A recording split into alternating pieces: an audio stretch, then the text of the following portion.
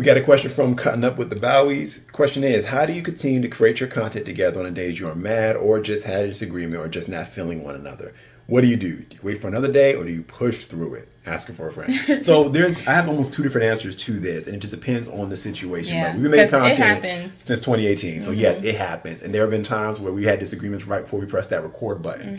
One thing you mentioned was that we have a lot of backlog content. We do. So it's important to have backlog content because it allows you to have that wiggle room in times where you have conflict, or even if you're just tired. Yeah, exactly. Because that can happen too.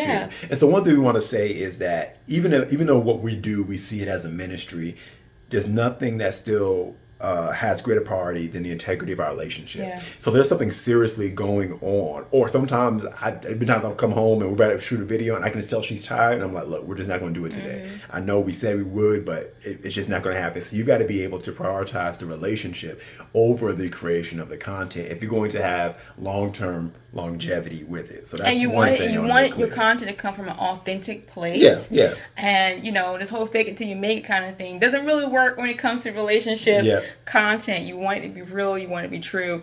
And for us, we always say we minister from a place of having gone through and going through. So this is a really great question because it does happen. Conflict happens. Yeah. Now, I will say this. One thing that we also know, though, is that the priority of the mission that we have. We're planning a mission with this ministry and this business, and that does rank higher than our feelings. Okay, so listen closely here. Not our relationship, but our feelings.